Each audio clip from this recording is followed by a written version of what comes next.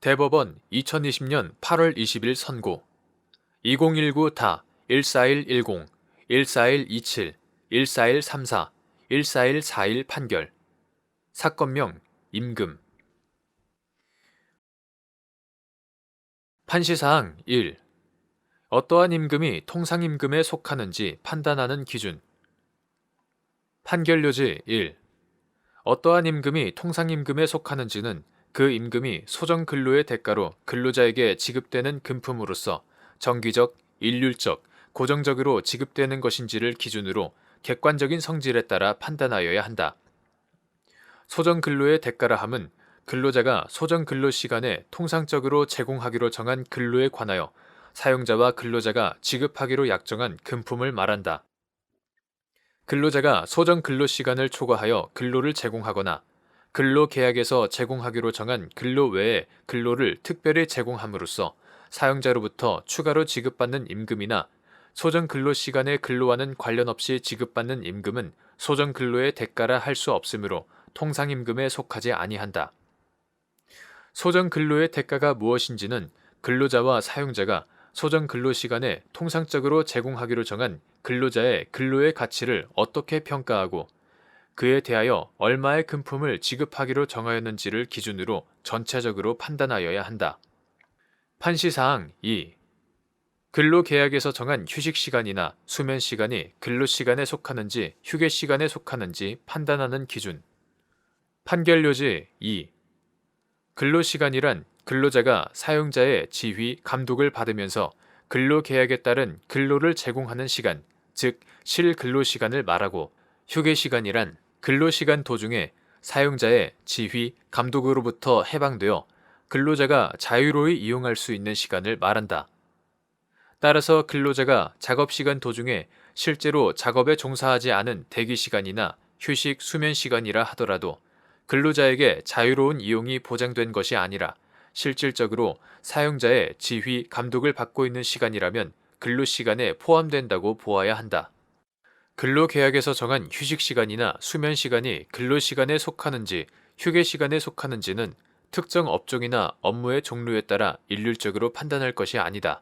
이는 근로계약의 내용이나 해당 사업장에 적용되는 취업규칙과 단체협약의 규정, 근로자가 제공하는 업무의 내용과 해당 사업장에서의 구체적 업무 방식, 휴게 중인 근로자에 대한 사용자의 간섭이나 감독 여부, 자유롭게 이용할 수 있는 휴게 장소의 구비 여부, 그 밖에 근로자의 실질적 휴식을 방해하거나 사용자의 지휘 감독을 인정할 만한 사정이 있는지와 그 정도 등 여러 사정을 종합하여 개별 사안에 따라 구체적으로 판단하여야 한다. 판시사항 3.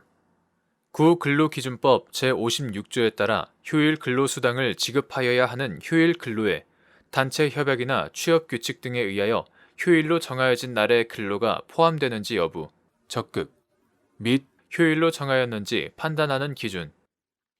판결료지 3. 구근로기준법 2018년 3월 20일 법률 제15513호로 개정되기 전의 것 제56조에 따라 휴일 근로수당으로 통상임금의 100분의 50 이상을 가산하여 지급하여야 하는 휴일 근로에는 같은 법 제55조 소정의 주휴일 근로뿐만 아니라 단체 협약이나 취업규칙 등에 의하여 휴일로 정하여진 날의 근로도 포함된다.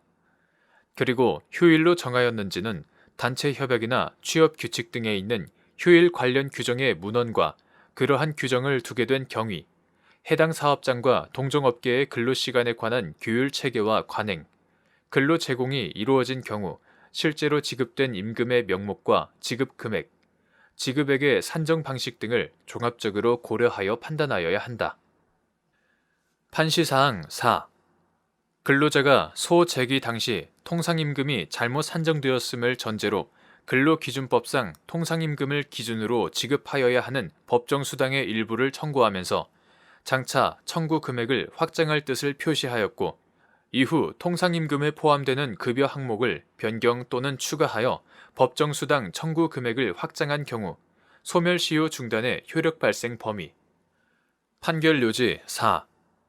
하나의 채권 중 일부에 관하여만 판결을 구한다는 취지를 명백히 하여 소송을 제기한 경우에는 소제기에 의한 소멸시효 중단의 효력이 그 일부에 관하여만 발생하고 나머지 부분에는 발생하지 아니하나 소장에서 청구의 대상으로 삼은 채권 중 일부만을 청구하면서 소송의 진행 경과에 따라 장차 청구 금액을 확장할 뜻을 표시하고 당해 소송이 종료될 때까지 실제로 청구 금액을 확장한 경우에는 소 제기 당시부터 채권 전부에 관하여 판결을 구한 것으로 해석되므로 이러한 경우에는 소 제기 당시부터 채권의 동일성의 범위 내에서 그 전부에 관하여 재판상 청구로 인한 시효 중단의 효력이 발생한다.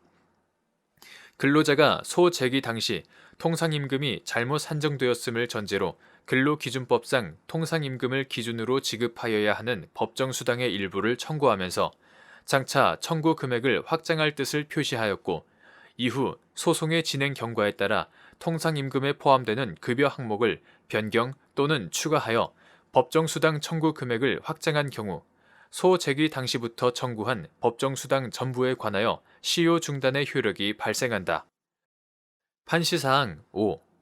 노사가 정기상여금을 통상임금에서 제외하기로 합의하고 이를 전제로 임금 수준을 정한 경우 근로자가 정기상여금을 통상임금에 포함하여 산정한 추가 법정수당을 청구하는 것이 신의성실의 원칙에 위반되는지 여부 및 근로자의 추가 법정수당 청구가 사용자에게 중대한 경영상의 어려움을 초래하거나 기업의 존립을 위태롭게 하여 신의성실의 원칙에 위반되는지는 신중하고 엄격하게 판단하여야 하는지 여부. 적극. 판결요지 5. 노사 합의에서 정기상여금은 그 자체로 통상임금에 해당하지 아니한다는 전제로 정기상여금을 통상임금 산정 기준에서 제외하기로 합의하고 이를 전제로 임금 수준을 정한 경우 근로자 측이 정기상여금을 통상임금에 가산하고 이를 토대로 추가적인 법정수당의 지급을 구함으로써 사용자에게 새로운 재정적 부담을 지워 중대한 경영상의 어려움을 초래하거나 기업의 존립을 위태롭게 하는 것은 정의와 형평관념에 비추어 신의에 현저히 반할 수 있다. 다만 근로관계를 규율하는 강행 규정보다 신의 측을 우선하여 적용할 것인지를 판단할 때에는 근로조건의 최저 기준을 정하여 근로자의 기본적 생활을 보장, 향상하고자 하는 근로기준법 등의 입법 취지를 충분히 고려할 필요가 있다. 또한 기업을 경영하는 주체는 사용자이고 기업의 경영 상황은 기업 내외부의 여러 경제적 사회적 사정에 따라 수시로 변할 수 있으므로 통상임금 재산정에 따른 근로자의 추가 법정수당 청구를 중대한 경영상의 어려움을 초래하거나 기업 존립을 위태롭게 한다는 이유로 배척한다면 기업 경영에 따른 위험을 사실상 근로자에게 전가하는 결과가 초래될 수 있다. 따라서 근로자의 추가 법정수당 청구가 사용자에게 중대한 경영상의 어려움을 초래하거나 기업의 존립을 위태롭게 하여 신의 측에 위반되는지는 신중하고 엄격하게 판단하여야 한다. 판시사항 6. 소송 촉진 등에 관한 특례법 제3조 제2항에서 정한 채무자가 그 이행 의무의 존재 여부나 범위에 관하여 항쟁하는 것이 타당하다고 인정되는 경우의 의미 및 제1심이 인용한 청구액을 항소심이 그대로 유지한 경우 피고가 항소심 절차에서 위 인용 금액에 대하여 이행 의무의 존부와 범위를 다툰 것이 이에 해당하는지 여부. 원칙적 소극. 판결요지 6. 소송 촉진 등에 관한 특례법 제3조 제2항이 정하는 채무자가 그 이행 의무의 존재 여부나 범위에 관하여 항쟁하는 것이 타당하다고 인정되는 경우라 함은 이행 의무의 존부나 범위에 관하여 항쟁하는 채무자의 주장에 상당한 근거가 있는 때라고 풀이되므로 결국 위와 같이 항쟁함이 타당한가 아니한가의 문제는 당해 사건에 관한 법원의 사실 인정과 평가에 관한 것이다.